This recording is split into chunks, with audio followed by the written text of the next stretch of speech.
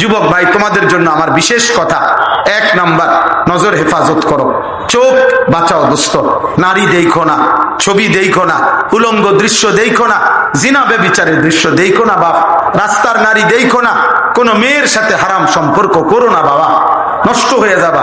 এই জীবন আর ফিরবে না রে বাপ, একদিন দেখবা আখিরাতও নাই, দুনিয়ার শরীরের যৌবনের ক্ষমতাটাও নাই, নিজের লজ্জাস্থানটাও নষ্ট করছো, কোমরের শক্তিটাও নষ্ট করছো, আখিরাতটাও নষ্ট করছো।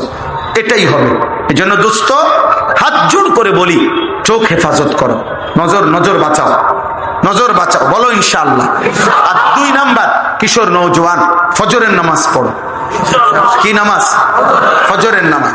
ফজরের নামাজ আল্লাহ কোরআনে ওয়াদা দিছে, রাত্রি জেগে তাহাজ্জুদ এবং ফজর, এই 2 নামাজের বরকতে ঘুম থেকে উঠে এই 2 নামাজ আদায় করিলে আল্লাহর ওয়াদা যে এই ফজরের বরকতে আল্লাহ বলছে আসাদ্দু ওয়াতআন, মনের চাহিদা সবচেয়ে বেশি দমন হয় এই ফজরের তাহাজ্জুদের সেজদার দ্বারা, এবং আল্লাহর সাথে সবচেয়ে নিভৃতে কথা বলা যায় আকওয়ামু কিলা এই ফজরের ওয়াক্ত।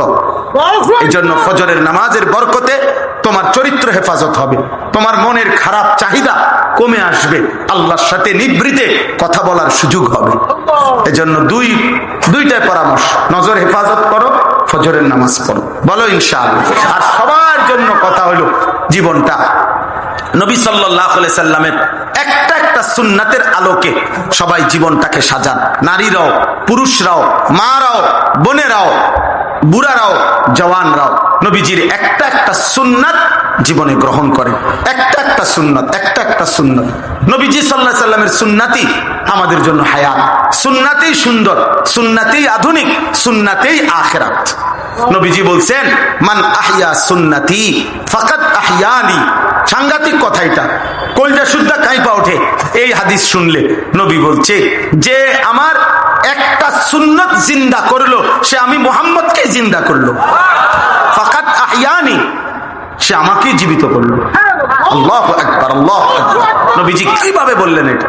এই জন্য ভাই, সবাই আমরা সুন্নাতের উপরে আমল